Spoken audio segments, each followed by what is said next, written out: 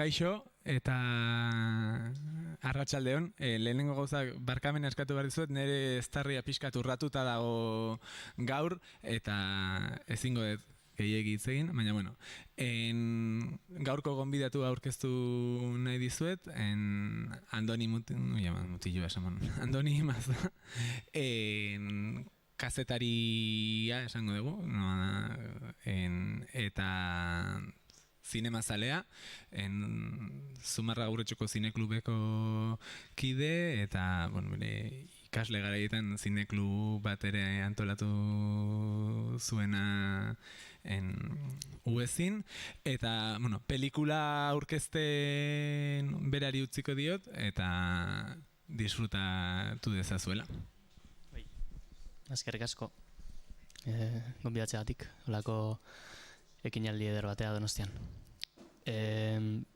Pelikula hau aukeratu nun, nik ikusi nulako duela 2 urte, justo zuk aipatu dezun Zumarrako zineklu hartan, eta nahiko oroitzapen berezian neukan, eta gerora pixka bat hona azkeneko egunetan ikertzen eta nik ikusi izan dituten gauzak aztertzen, eta izango nuke dela ikusi duten pelikula bulgariar bakarra. Eta horrek biztuzian pixkat interesa. Europa ekialdeko beste herrialde batzutan badaude gaur egun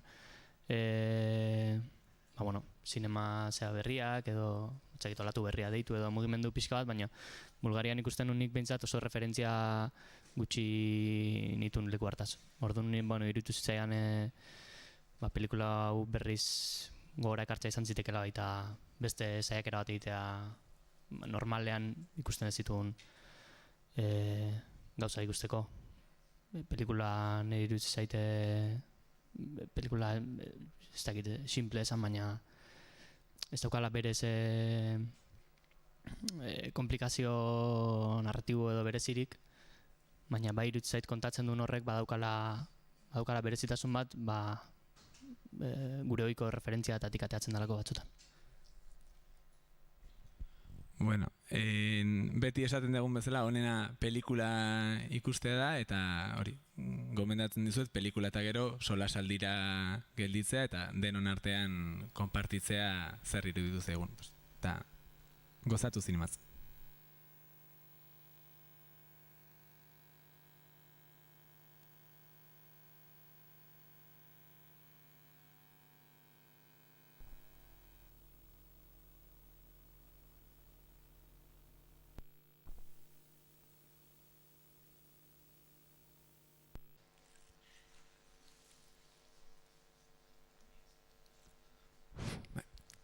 Mikroa ja irikita dago. Eskerrik asko gelditu zeaten guztioi, eta beti esaten dugun bezala, zurinek ukiko du beste mikroa, eta honea etorri gea zinema ikusi eta konpartitzea denon artean bakoitzaren ikuspuntua. Orduan, edozein komentario egin nahi balin bedezu, eskua altxa, eta zurinek gerturatuko dizuen mikrofonoa, eta denon artean hitz egingo dugu. Eta gogoratu, mikrofonoarekin hitz egin behar degula, grabatu egiten dutelako solasaldia, eta ez badegu mikrotik hitz egiten, gero ez da hitzen zer esaten dugun, streaming bidez botatzen duten kanaletik, eta hori ez dakigula zenbat ikusle dauzkagun hilabetero, baina hor egongo dira, eta ez badare. Bueno, adipillo bat dauzka pelikulak tira egiteko, nik 4 protagonista nagusi ikusten ditut historian, Txarko, Juliaren senarra eta kazetari A, eta pertsonei guztiek dauzkate argilunak, senarrak enduta nik usten dut pertsona zintzoena dala, beste guztiek dauzkate argilunak, edo ez dakit, pertsonaietatik tiraka asteagatik, edo beste zeo zer nahi baldin bezu, konbidatu bat zuzea, osake nahi duzun tokitik tiraka hasi. Ez ondo iritzaite pertsonaietatik. Ni justo gaur kasi arreta gehien eman ditena edo hain gogoan eukana izan da protagonistaren totela. Eta pixkatune askotan nola horrek ere sentiarazten zizun asko burokraziatik zeukan, burokraziari aurre egin behar hori ezin inguruarekin behar bezala komunikatu hori, edo bereziki protagonistatik hori izan da pixkate nabarmenduko nuken gauza bat, eta zuk aipatu bezun bezala prentsak, kazetari horrek eta prentsak orokorrean badukate pixua ez bereziki onerako, publikoki hitz egiten duen alditan irakurri egiten du beha aurrez prestatu duten zerbait, beha kamera horren ateatzen den bakoitzan da azkenean erabiltzen duten zera bat, panpina bat, eta hoxe, eta justo aztu zaite emakumean izena, Julia, kuriosoa nola bukaeran justo pixka bat humanizatzen hasten denean, ez? Posten hasten denean, eta badirudi badaukala itxaropen bat, eta hor badatorrela bizitza berri bat, eta pixkat unkitu ere ematen duiten dela pentsatuz hildakoa izan daitekela bera, eta nola bukaeran holako bukaeran makabro bat daukan. Ez dakigu. Bai, hori ez, batez ere ikusten dugulako bai Julian personifikatuta gobernua edo boterea izango litzateken guztia, daukala bere helburuak eta edo zer gauza egiteko prest dagola helburu horiek lortzeko. Eta kazetariak ere hasieran ematen du, izango dara kazetari ona, lagunduko dio ona bere egia etaratzen, eta azkenean kazetariak beste helburu izkutu bat dauka, dala gobernuari kontra egitea, eta hori da axola dion bakarra tartun.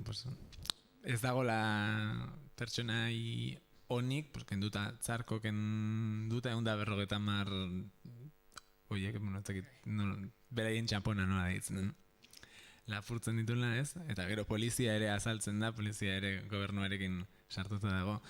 Ez dakiteki aldeko Europan horren besteko ustelkeria eguneroko gauza izango dan, edo ez, nik lankide bat daukat, bulgariarra dana, eta galdetu diot goizean, ia pelikula ikusita zeukan, eta esan dit baietz. Eta, bera, Bulgariatik honetorri zen, han ezin omen delako ondo bizi, ez?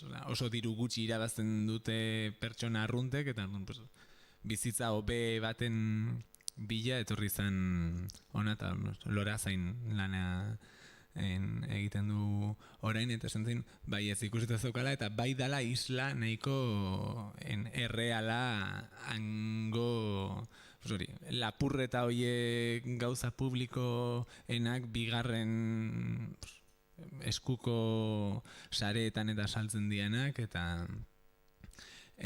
bai, iruditzen zaigu oso urruti daudela horrelako errealitateak, baina seguraski ere hemen antzeko gauzak egongo dira ez ezagutu barren guk. Gustatu zaitazko momentu baten Juliak aldatzeko bere senarrak erabili du Europako Batasuneko bandera, eta batzeko, eta justo Bulgaria da herrialde bat Europako Batasuneko kidea dana, baina ez da Schengen ituneko parte. Hau da, pertsonen zirkulazio libreko ituna.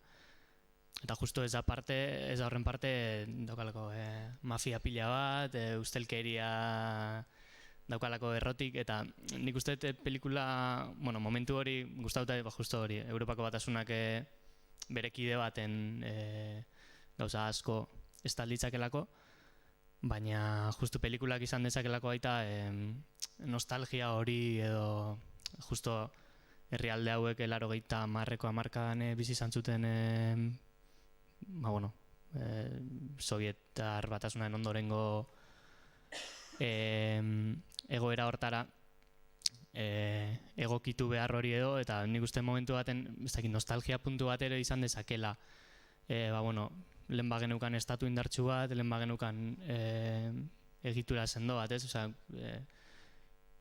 Bueltatu nire ordularia lehengoa badabilela, eta ez zure ordulari digital hori ez duna zertako balio, eta nik uste hortik ere badaukala, azkenean leku egiten zegona estatu oso indartsu bat, pixka bat igual norbanakoaren askatasunari edo kalte pixkat kalte intzi ezaiokena, eta hor ikusten da nola estatu horrek indarra galtzen duenean desorekatu egiten den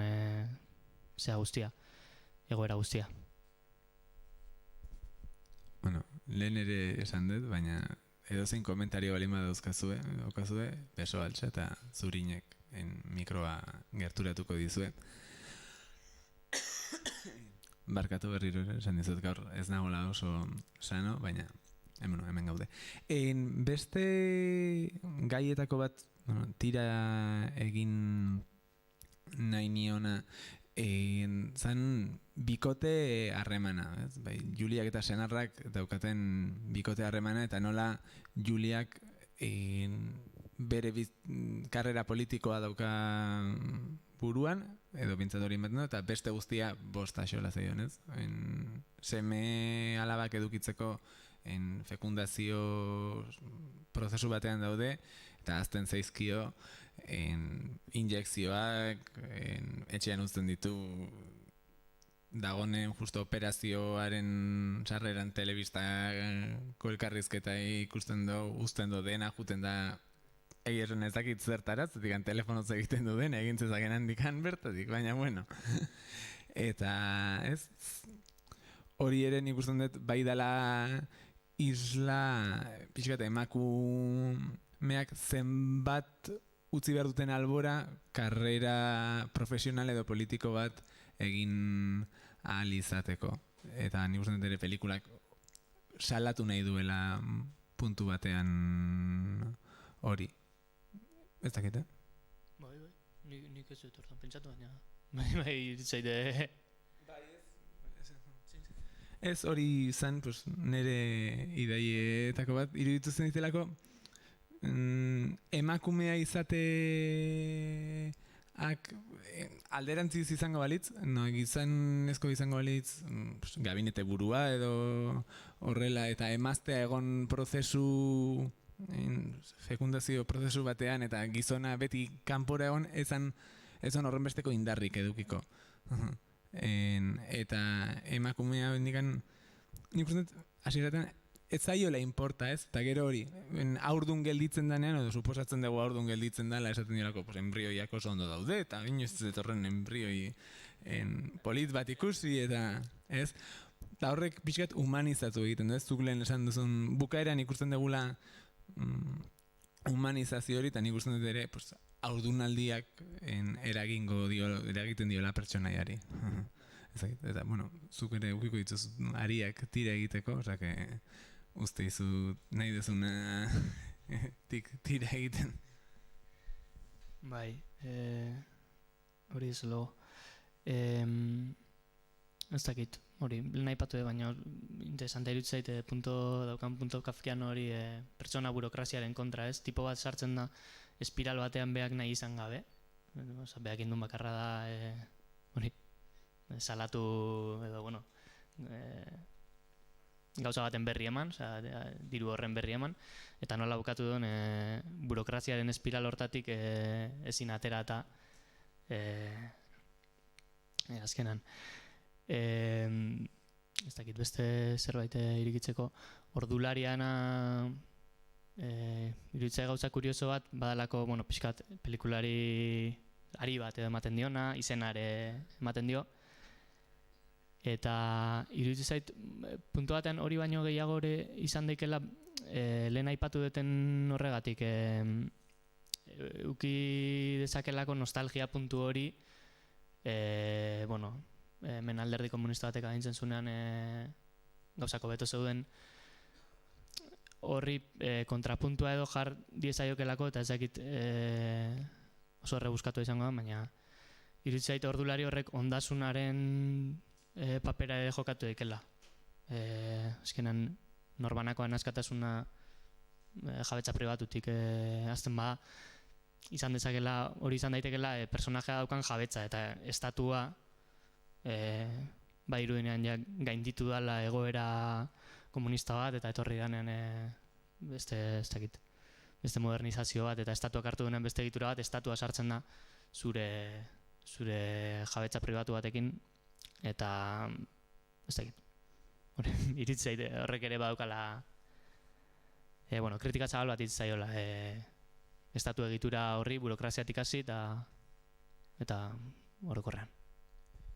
Horri ere tiraka momentu batean juten denen ordulariaren bila eta konturatzen denen ez dana bere ordularia, ez sartu nahi dut, eta hitzordua eskatu behar dezu, bestela ezin dezu hitzordu ezintzea sartu, eta lehenago ikusi dugu nola senarra sartzen dan, ezakigu nola, zatik anoa esaten dio, nola zaude hemen, bai, atetik sartu nez, ez? Orduan ere, hor ikusten da burokrazia ez dala mundu guztiarentzako berdina. Eta gero, pelikulan zehar egiten da erreferentzia, pelikula horrela hasten da, bagoien kontu batekin niko indigan ez dutela oso ondo ulertu. Bagoien kontu batekin horre ematen do, bagoi batzukin zeo zer pasadala hor egondala, eta diruak ere bagoiekin zer ikusia daukala, porque bagoien gatikan inork ez du galdetu, ez dakit, eta saiatu naiz bilatzen ia Bulgarian egontzan eskandaloren bat, bagoi batzuen inguruan, baina ez eta aurkitu, orduan gustatuko litzateke egin duenari galdetu izana, hori, bagoiak zer ikusi daukaten historio guztien, ez dakizun zeo zer bagoi hoiei buruz, ez.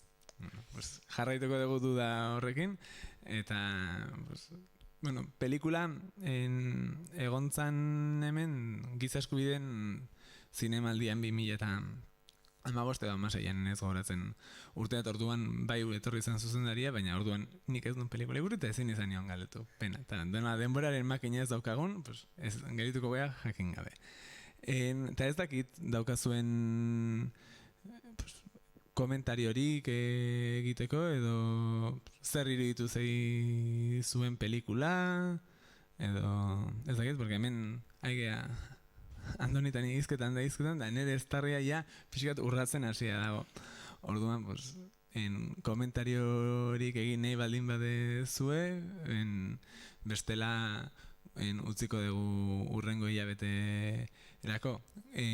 Gogorarazten dizuet, urrengo hilabetean pelikula berezi badaukagu.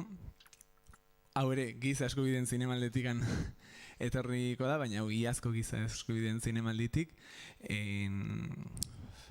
Feminine Pleasure deitzen da ingelesez, euskeraz itzuliko genuen emakumeen plazerra, eta 5 istorio kontatzen dizkigu emakume desberdinek sexuarekin eta plazerrarekin eduki duten erlazioari buruz. Orduan oso dokumental interesgarria da, eta edukiko dugu bilgune feministako kide bat, orain izenen izena gogoratzen ezin dizut esan, badakigu buruz ez da.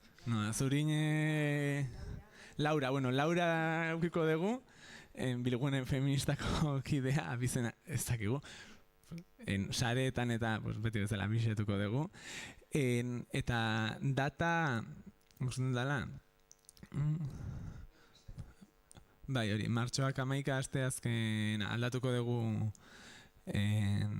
eguna, eta gonbidatzen zaituztet urrengo hilabetean ere hemen ikusta eskerrik asko denoi etortzeagatik eta urrengora arte.